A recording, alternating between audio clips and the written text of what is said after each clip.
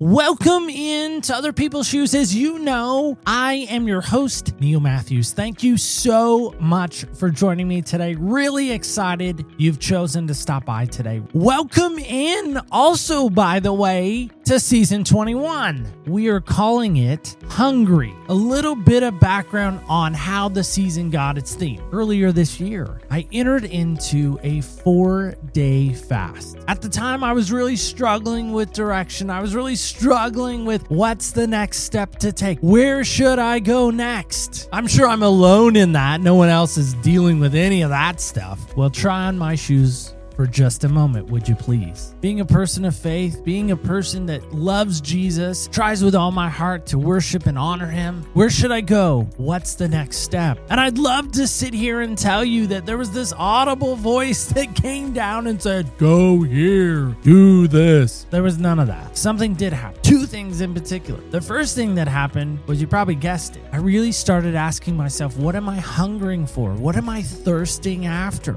And the second part of that, well, that's to come. 2 seasons came out of my fasting time, and I jotted both of them down, and the first is what you'll hear next. As we enter into season 21 of Other People's Shoes, so pull up a chair, grab your favorite beverage of choice, and enjoy these conversations at the table with some of my new friends. I hope you came hungry.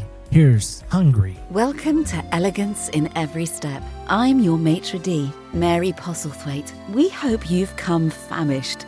We've prepared the finest table just for you. Our special today is Hungry, a dish we've been perfecting for 21 seasons now.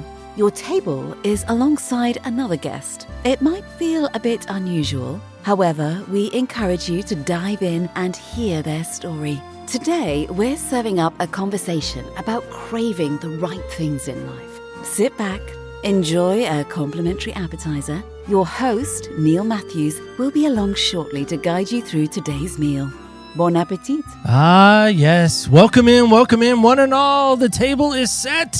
The silverware is out. The fine china even. What's your beverage of choice these days? For me, by the way, I'm trying hard to eliminate soda from my household. It is a struggle, and the struggle is real. I really do like Zero Dr. Pepper. That is not an endorsement per se. I really like it. I can't seem to stop it. I still love coffee, and I'm still a big cold brew guy. But again, I would ask you today, what is your beverage of choice? And when you think about maybe a meal and you think about coming to this table, by the way, welcome into season 21. Hungry. That is Allie Murphy doing our voice there. She does a great job. She is a real person. Everyone always asks, do I get AI people? No, they're real people. They're real. She's a real girl. When you think about coming to this table, what comes to mind for you? Well, for me, when I thought about this morning and this afternoon and this evening, and really all this whole season, I've been thinking about this. How did I start my meal as a child? Well, I started it with prayer. And I know for some of you, the minute I say that, that just made you maybe feel like spiders were crawling on you. And now my wife has just stopped listening because I said the word spider. What did that do for you? Well, luckily for you, I have a new friend that we're welcoming in today. Maybe she could shed some light on this table for us. Help me welcome in my new friend, Rachel. Rachel, how are you? I'm great. Thank you so much for having me. It is an honor to be here. But now we're at the table. The food isn't cold just yet.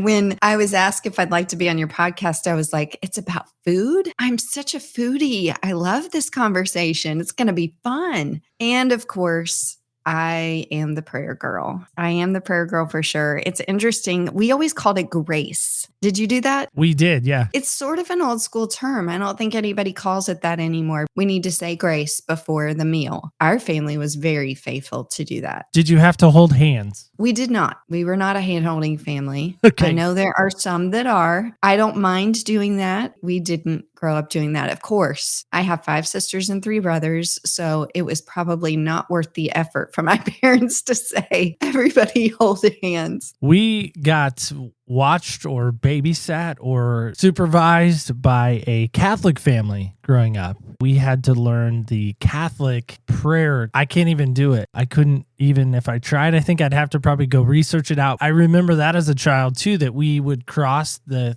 Catholic cross. Those that know that, they probably are now freaking out or maybe doing that or maybe having some post-traumatic stress from that. Throw all that out there because that was also a way of welcoming Jesus to the table or saying the grace, as you're saying. And True. I will say now as an adult, we sit down, the three of us, my wife and my daughter, so I say the girls, and we rarely will say grace together. And I'm wondering why and where we stopped doing that. And I think just life and the pace of it got in the way of that. And so maybe that's where we can dive into more of your story and more of your creation, we'll call it. We'll put a pin in that, as my mom would say. We'll put a pin in that for the moment and come back to that. But help us with this, Rachel, as we lead off a new season, a new series, bright, shiny, sparkly, and new, as I like to call it. Help us with this. What style of shoe might we find you wearing out in Ohio? OHIO spells Ohio. Well, right now it's Sperry boots because the weather is absolutely terrible.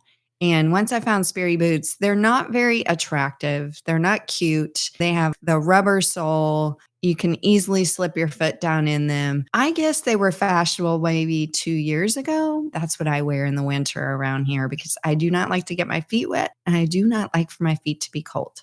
However, as soon as the weather breaks, it is Skechers flip-flops all the way. I didn't know Skechers made flip-flops. Oh, the walk and go Skechers flip-flops are the best. I'm not a flip-flop guy nor a Skechers guy, so that's strike two there. So here's the wacky part. I found this out very interesting. You bring up Sperry just brand, and it makes me think of Mr. Rogers. He wore Sperry shoes. Really? And he wore a navy pair of Sperry shoes even. Now, I know some would be like, why does that matter? Well, here's why. Being the shoe nut that I am, I found out that Mr. Rogers wore Sperry shoes, and I went and tried to find a pair like his because, again, being in other people's shoes, I wanted to find some. And I liked Mr. Rogers, and I think he was big on empathy and neighborly and all the things that I try to invoke in the show. So I found, truly, they're over here on the shelf, I found a pair of navy Sperry shoes. However, there's the however, are half of them are light blue. So it's a little bit of nod to Mr. Rogers. It's a little nod to my obsession with North Carolina. Yes, I had to get that in there. So there we are. I blame you because of the Sperry reference. So, but you know, they have to be light blue. Come on. Everyone knows that. I love that. Now, I'm curious, where do you wear those shoes? So where have I worn them? Well, one, they're super flat, so my arch hates them. I don't wear them very often, but I've worn them to church. I've worn them to different events. Fun. Yeah, usually I'm wearing jeans when I wear them because they look weird when you're wearing shorts and Sperry shoes. Else. They just look weird, at least to me. So help us with this. Now, I know your publicist, I always like to say that because it makes us sound like cooler that, you know, we had to go through a publicist to get you. I don't know. That just makes me feel like I have some street cred. Your publicist, she did such a great job in booking you with us. One thing that I'm wondering about is she pitched you, so we didn't like get to talk to you directly, which again, I think makes you sound just really awesome. When she pitched you this idea of hungry and this idea of food and this idea of a table, what did that do for you? Because again, we never really got to chit chat prior to that, which is okay. I'm all right with that. What did that do for you? I was actually super excited because I am such a foodie.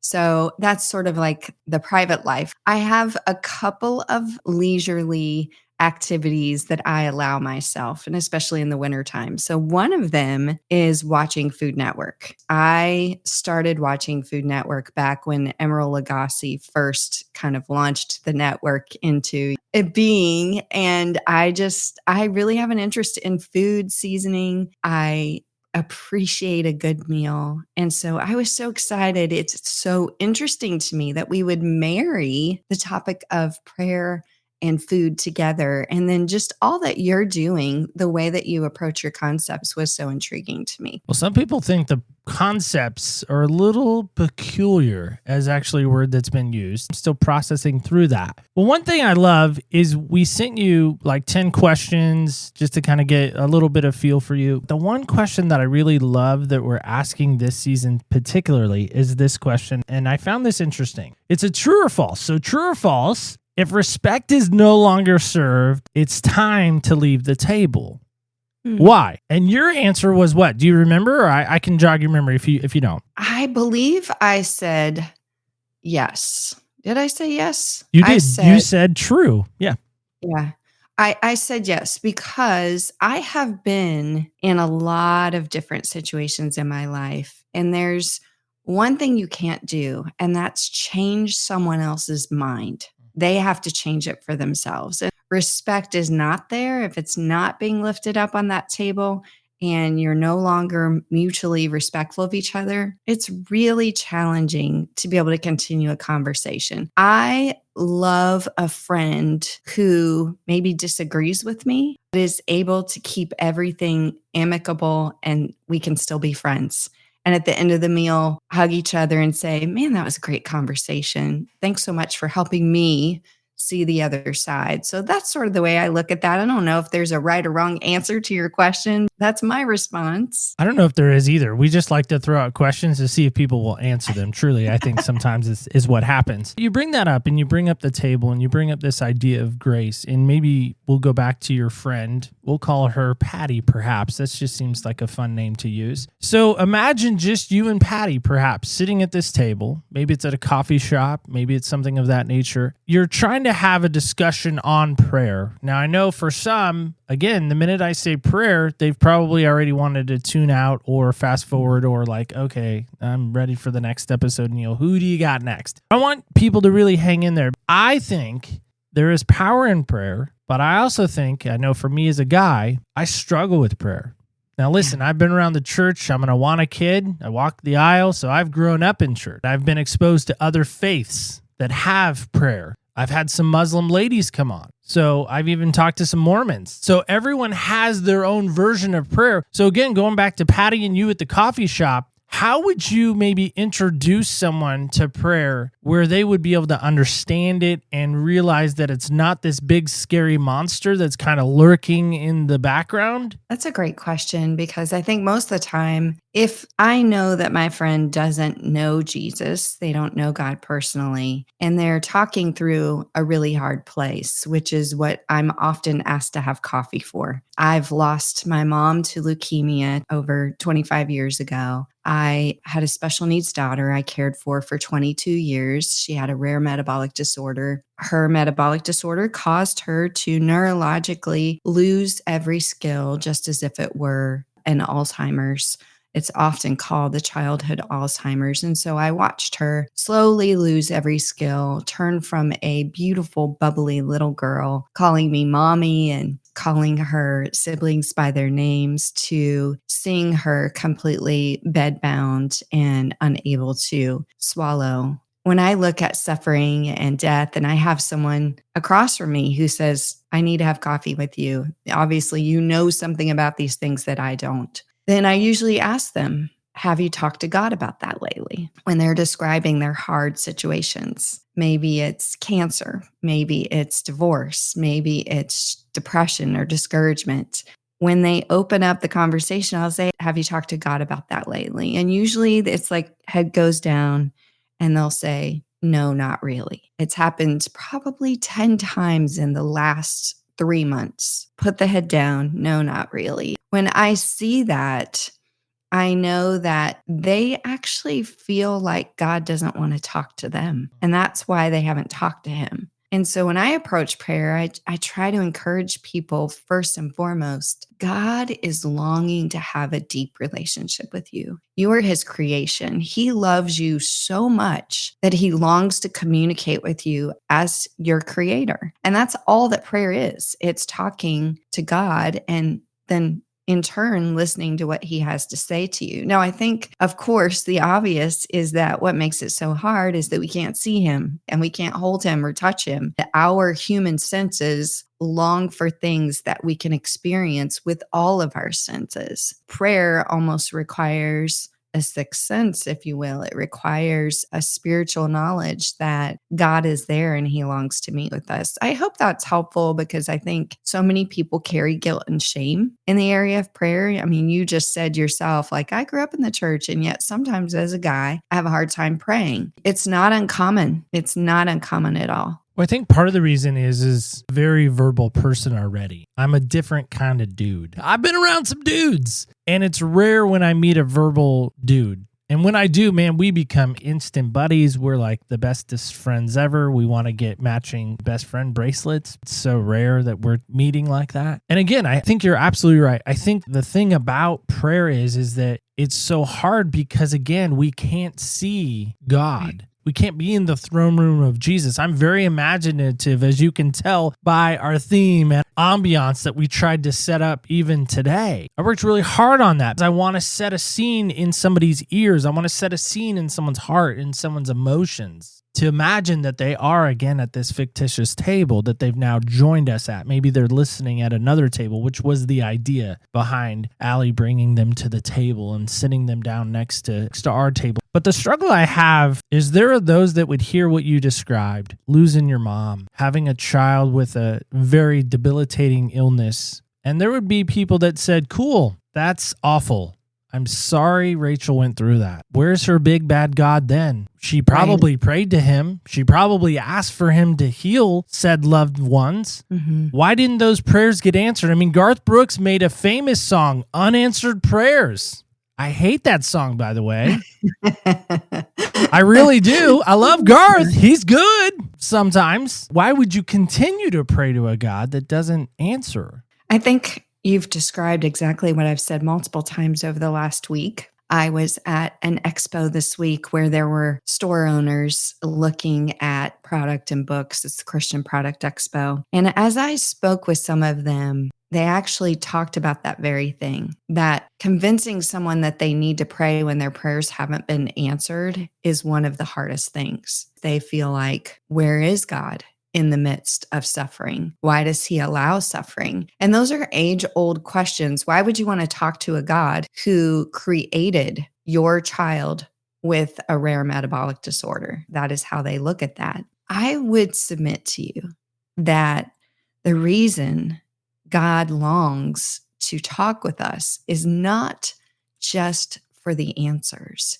He's after our hearts. That's what he's after. If you look at people in the Bible, even the most miraculous stories, you look at Lazarus. Lazarus was raised from the dead. Well, guess what? I hate to break it to you, but he died a second time. Imagine what he was going through the second time. Oh boy, here we go again.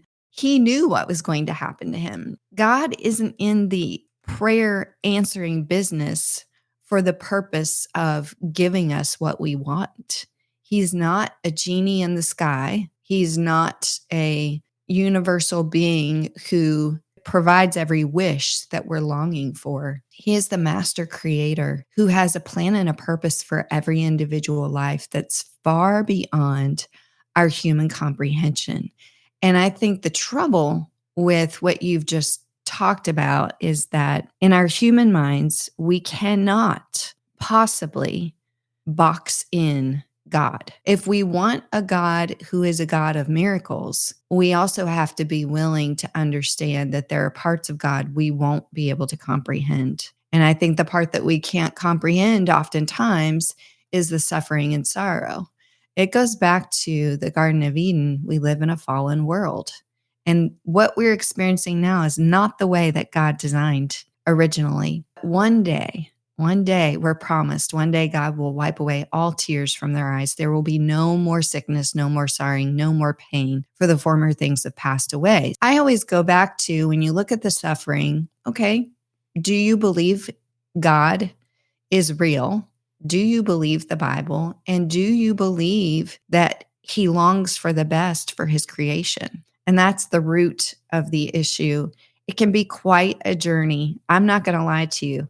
There have been so many times that I was mad, hopping mad at God in our conversations. I would turn to him. A lot of it was in complaining and frustration. I'll just be honest with you. And I think that's one of the things that really helps people to understand that the Lord is so gracious. He's okay with you talking about your bad day. Not only is he okay, as a dad, you just talked about how you come to the table with your daughter and your wife. You want to have conversations with them at that table. That's the reason you're there, to eat the food, to have a meal together, to commune with one another. So if your daughter had a bad day at school, are you going to say, well, come back to the table when you've got your act together? No. As a loving parent, you're going to be like, so tell me what happened today and how did that affect you? That's what our loving God does for us. He brings us to that table and he says, hey, why don't you tell me what happened today?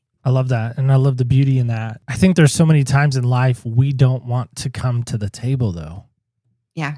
We're afraid that he doesn't want our stuff. We're too messy. Yeah. Maybe we chew with our mouth open. Maybe we have our elbows on the table. I'm thinking of all like the social etiquettes that we shouldn't do, right? Yeah, absolutely. Maybe we don't like the food that he's serving.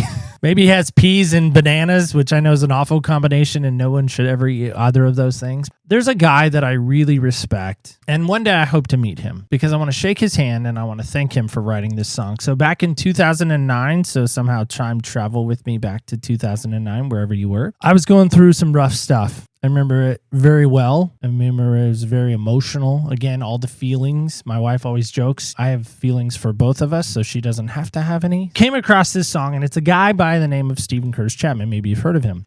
But he wrote this song. It's not a very popular song for him. I would call it a deep track. In other words, it's hidden. Like a lot of people maybe not have heard it. And it's called I Will Trust You. And here's how it starts. It actually starts this way. I don't even want to breathe right now. All I want to do is close my eyes, and I don't want to open them again until I'm standing on the other side. In other words, he's in heaven, I would imagine, that being the other side. I don't even want to be right now. I don't want to think another thought. I don't want to feel this pain I feel. And right now, pain is all I've got. I bring that about, told you before we started today that I call this room that I'm in the shoe shack. There's a reason for that. People might not realize that. And I'm going to tell you now. The reason why I call it the shoe shack, one, because I like shoes, but two, the shack. And that's a book that was written. Maybe you know it. A lot of people do. A lot of people throw rocks at it, which whatever, throw your rocks. It's fine. The Shack was written at a time, again, where I was going through something and it hit right smack dab in the middle of what I was dealing with. And I have a very good friend of mine. In fact, I would even call him my best friend, Nick, would read it at night and then would cry during the process of reading the Shack to the point where he would weep and he would wake up his wife and she was like, and Nick's not a crier and he's going to probably punch me if he ever hears this, but he won't. So it's fine. I'm safe. But my point is that in the Shack, there's this line, and it relates to Stephen Curtis Chapman's lyrics that says, if all you can see is your pain, you will never see me. Yeah. And when I come out here to the Shack, the shoe shack, I hear a lot of people's pain. Yeah. I hear a lot of people's heartache. I do hear some victories. For the most part, I'm going to be candid. It's a lot of pain sometimes. Right. And again, I think there's this pain around prayer because we think, again, I have to be flowery. I have to be eloquent. I can't bring in my ugly cry girl tears. He doesn't want that. He wants me to, like you're saying, have it all together, have the nice, pristine, our Father who art in heaven, hallowed be thy name. You know, we have to have all this colorful, scripted language. I think that part of what you're saying, the pain, what we miss out in the pain is that when we pray in the pain, it opens up a powerful pathway to peace. That's why I encourage people to pray, is so that they can experience God's presence and God's peace. If I hadn't had that in the darkest moments of my life, I don't know what I would have done. I remember one specific time when sitting by my daughter's bedside, she had terrible convulsive seizures. and they were not controlled by medication. And so she would seize, her whole body would be convulsing, and often her mouth would bleed because she had bit her tongue. So many terrible side effects from the seizures. And so she had just finished having one. Finally, her body was resting. And I said to the Lord, you just don't know what it's like to watch your child suffer and die. I was so angry and so bitter. And immediately, because I had developed a strong relationship with the Lord, immediately I heard his spirit speak back to mine and say, oh, yes, I do. I watched my son suffer and die for you. I was invited into this special place, what I would call the fellowship of the suffering, a holy privilege that I couldn't even necessarily process in the moment. But when I felt that the Lord saying that back to me, it was like the love of God washed over me. And I understood in a whole new way that if I could love my daughter that much, that I would want her suffering to end, how much more God must love us. And we go back to John 3:16. We've all memorized it and said it over and over again. Do we believe it's true that for God so loved the world, he gave his only begotten son, that whoever would believe in him would not perish, but have eternal life? I treasure that moment unlike any other treasure in my life. We read that Mary took these things and pondered them in her heart. That's how I treat those moments. I hope that's encouraging to someone, that I'm not just saying prayer is the answer, end all, be all. I want to promote religion. I'm saying that because I have experienced God's peace and God's presence, and there's nothing else like it. And when you're in those hardest times, I honestly don't think I would be alive if I hadn't had that. I often ask people, who's the hardest person to forgive, maybe in these moments, if it's dealing with maybe a sexual abuse or unforgiveness in their heart. In this moment, I maybe need to ask you, who's the hardest person you've had to pray for? Well, I think I would answer that as being my ex-husband. He was a pastor and candidating for churches, and wound up that he had been having an affair for 4 of the 5 years that we were married. It wasn't until a few years passed, even though I had forgiven him, I still felt like there were things in his life that I felt bad for him about, because I knew he was not experiencing the Lord in those areas. His, I believe, third ex-wife contacted me. And when she did, I realized he needs prayer. He needs someone to take him to the throne and work on behalf of him, asking the Lord to place people in his life that will help him, prevent him from damaging others and prevent him from damaging himself further. He really was the hardest person, I think. It felt like he was an enemy. The Bible says, pray for your enemies. And it felt like he fell in that category. I found that when I started saying, Lord, be with her, his third ex-wife who had contacted me, help her as she's raising these little kids, put someone on his path that will help him not just right his ways, right his heart. I don't want him to wind up in eternity and be separated from the people that he loves. I think that really was the hardest time. I sometimes think that the hardest person to forgive is yourself. Guilt and shame for your own, what you've done, what you've not done. The worst person that God saved me from is myself. Wow. I didn't expect that. This is sometimes the amazing part of the show, is I never know what's going to happen. That's the cool part that sometimes does take place. You talk about this ex-husband that was hard to pray for, and, maybe God writing a story for him on his heart. You're a writer. There's a lot of books behind you. The folks at home can't see it, but I can. It's this amazing bookshelf. You should probably post a picture of that, because I think there's some ladies that are book aficionados that would probably love your bookshelf behind you. They're really cool. But in that, you're a writer. You enjoy writing. I would imagine. Why would you write a book if you didn't enjoy it? I mean, it just seems to make sense. But for you, when you think back to that masterpiece that you created, when you look at it, I mean, it's a book baby in some respects. People call them that, whether it's your first book baby or your seventh. They're all book babies, is, again, what I've been told by the authors that have come on in the past. Think back to that creative process, which I always love to get into, because that's how my brain works. I'm always fascinated by how someone creates something. I feel like book writing is kind of like podcasting. You have to have a concept, you have to have a theme, you have to have an idea, you have to execute them, you have to find and research, do the work. You have to put the work in. It is work. In that, is there a chapter when you went to the publishing team and said, listen, this has to be in here. This chapter, you don't cut it. Please, oh please, don't cut chapter, whatever it may be. Again, I'll let you fill in that gap. Is there a chapter when you think, again, back to that creative process that you're like, this is going to be really hard to write? There's so much of it that was hard to write because I was writing about suffering and death.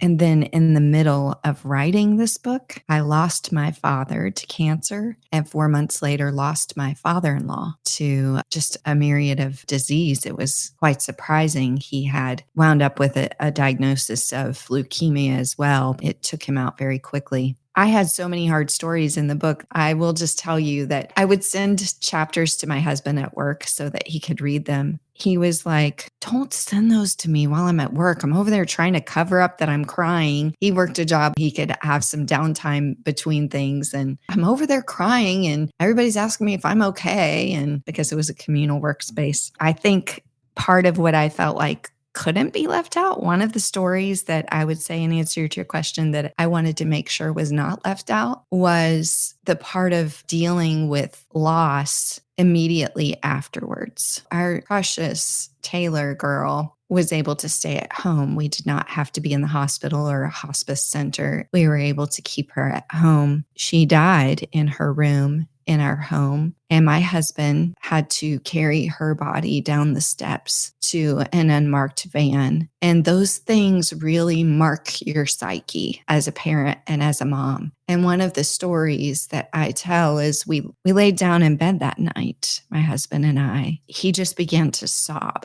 And we're both processing, trying to figure this out. And I finally heard him say between the sobs, I feel like I'm supposed to go get her. And everything for us as parents is we are, from the moment a child is born, we are protecting them and keeping them safe and covering them. And especially, I think as a father, your role is that protective role. And when you cannot, your human limitations have been exceeded and you could no longer protect your child. That moment really is where you have to decide whether or not you believe that she's entrusted in God's hands. The compulsion, the earthly compulsion is that you would go. There were times where we both felt this, that we were supposed to go get her, felt like we were supposed to go dig her up. And that is how strong that compelling is. And if we, again, in our human being have that strong compelling to do that, imagine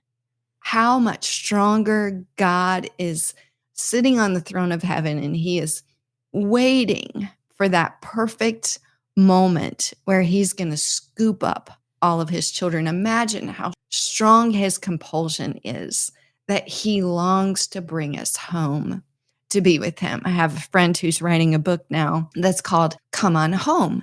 And it really is about what you're talking about today. It's about coming around the table and bringing people together in relationship and the part that food has in that role. And I think, imagine what the heavenly banquet table is going to look like. I mean, we just can't. I hope that brings the concept full circle a little bit in this conversation today. It absolutely does, Rachel. That's the hard part. Again, talking about maybe the shack and the transforming things that happen at the shack in that story particularly. That's why I also named the shoe shack the shack. I think when I have these conversations like this, they can in fact be transforming. They can change. Mm-hmm. But the problem is I think people hear my episodes, they hear the shows, and they think, cool, that's a good story, Neil. That's a pair of shoes I don't ever want to walk in. I'm sorry Rachel and her husband went through that. That's awful. That's horrific. Nobody wants to put on those shoes. Nobody wants to put on those flip-flops, whatever it may be. But the reality is this is called life. And these are the hard things of life. And again, going back to this idea of a table, I think some people just want to check out and stay away from the table and not get near the table because they're realizing that if they come to the table, there's going to have to be a real conversation that takes place, and it's just easier to stay away. I think they don't know what they're missing Correct. being away. That's what my role is to encourage people to run to that table so that you can experience the benefits of it. You don't understand what you're missing until you're there. And I describe it as God's peace and God's presence. It's so much more. He is with you every moment. This relationship that you have with him then begins to guide you and give you wisdom and give you understanding and bring courage and strength, all of the other things that all of us as human beings want to experience. Absolutely. Add to that, even in the story of the prodigal son, when the son comes home, first off, the father runs to the son. So he's wanting to connect with you. He's wanting to run after you. Yeah. But he's not going to chase you down. If he sees you coming towards him, he's going to run towards you. The feast and the banquet that takes place, the party that ensues, kill the fatted calf. Obviously, they had food when the prodigal son returned home or the prodigal daughter returned home. They did. They had food, which I love food. Help me with this. When you hear this, what comes to mind for you?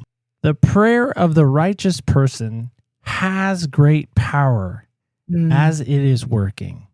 Yeah. By the way, that's James chapter 5, verse 16 for those Bible snobs out there. I love that passage because so many of us think that the word righteous there means, well, if you've got your act together, well, we look at that word righteous and think, okay, well, that just means that if you've been toeing the line, and that's not what the word righteous there is for at all.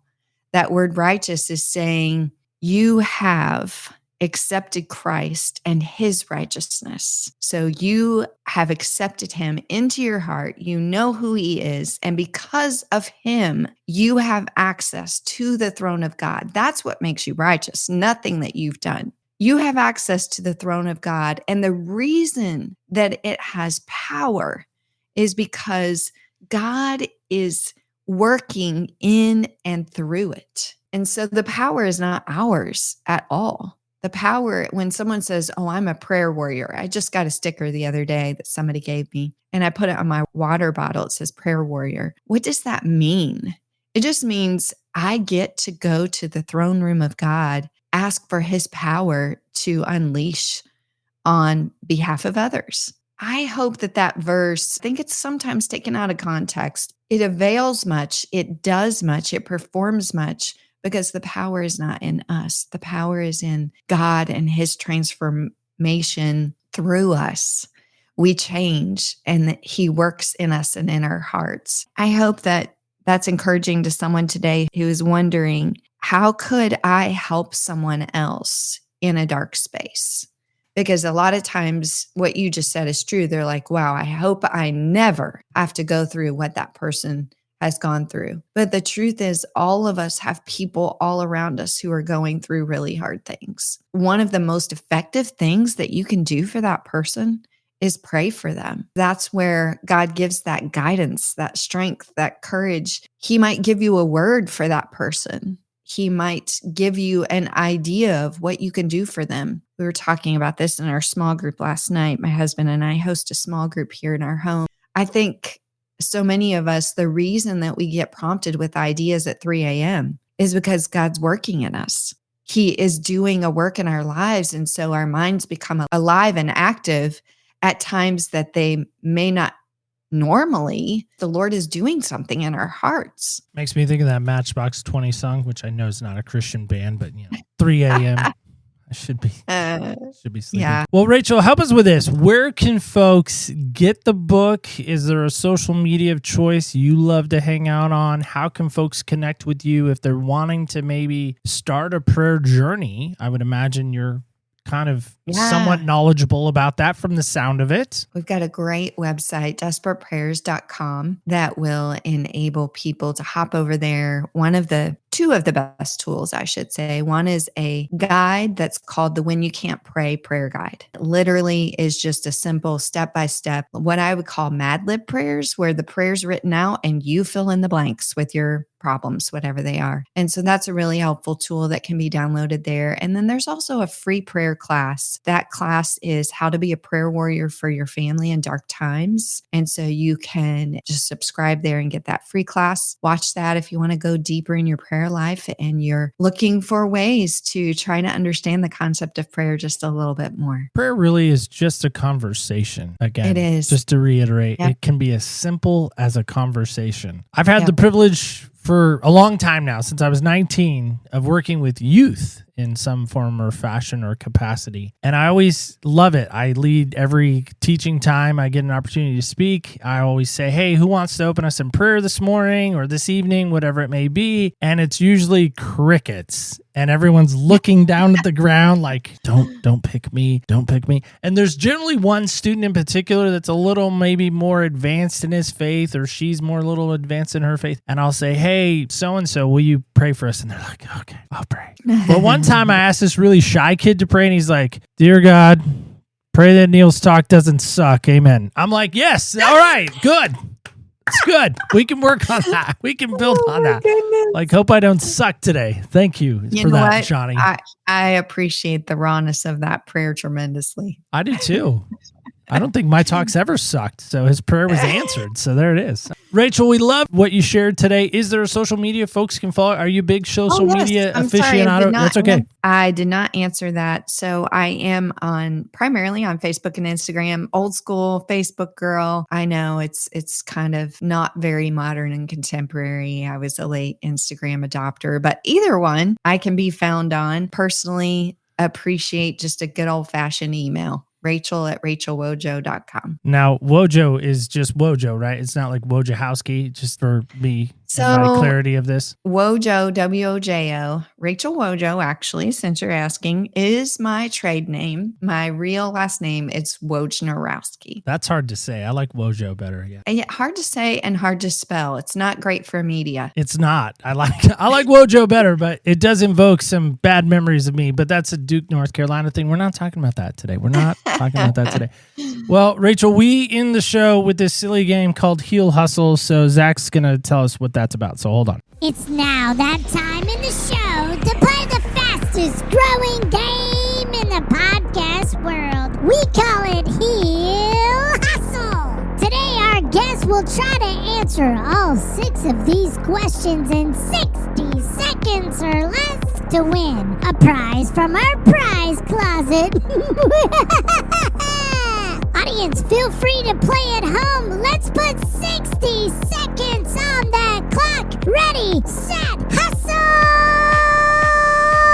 The game begins in 3, 2, 1. All right, Rachel, one person you would trade places with for a week. Matt, my husband. Nice. Not sure why. Guilty pleasure. Dark chocolate with sea salt. Wow, you've thought about this. Best compliment you've ever received.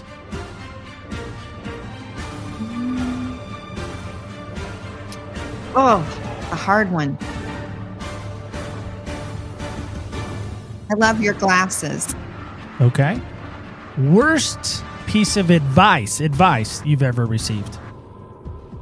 Oh, man. You need a better editor.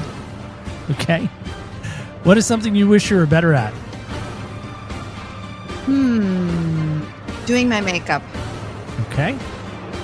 What is something that never fails to make you laugh?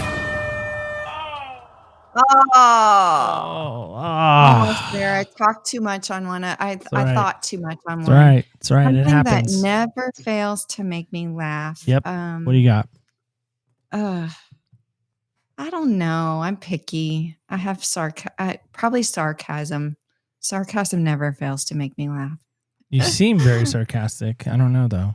Still trying to figure that out. My husband has a super dry humor. Those guys with their dry humor. Oh, that's fun.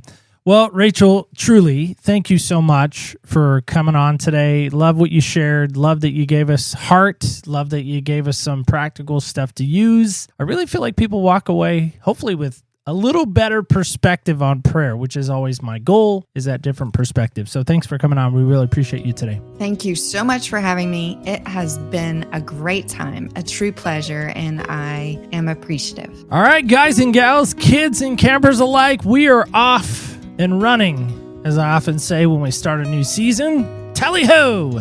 Now listen, let's get real. Prayer is tough. I remember quite literally a while back sitting in the exact chair and maybe even in the exact same spot I'm currently sitting in right now, staring at the wall, tears streaming down my face, using a very bad word that I won't say in this moment. But I was so mad and so angry, and I prayed to God that my 7 files that I lost would not be lost. That somehow the power and the miraculous, that they would be saved. You know what? I'd love to sit here and tell you that they were, but if you listen to the show long enough, you know the answer, they weren't. I'd love to tell you that in 1997, I prayed in a chapel in Coos Bay, Oregon for my grandmother to live. I'd love to tell you she lived. She didn't. I'd love to tell you that before my daughter Adia, my wife and I prayed every day. And I stopped at every red light and prayed for our child that would never be born. He didn't answer. So maybe you're like me. Maybe you're still waiting for him to answer. Or maybe you're still mad at him because you don't think he can answer. Well, today, I hope today you take a different look and a different perspective on how you view prayer. Let me know. I'd love to know how you feel about prayer and how you're going to handle prayer going forward. Let me know. OPSpodcast.com is a great place to let me know. You can let me know on the socials at OPS Podcast Show under Facebook, Instagram, and X. And of course, don't forget this. It's very important. Super important. Do not forget this. Remember, when you walk in other people's shoes, you really do get a different perspective on life. Thank you so much for listening. And guess what? That's right. Stay tuned till next week when we walk in other people's shoes.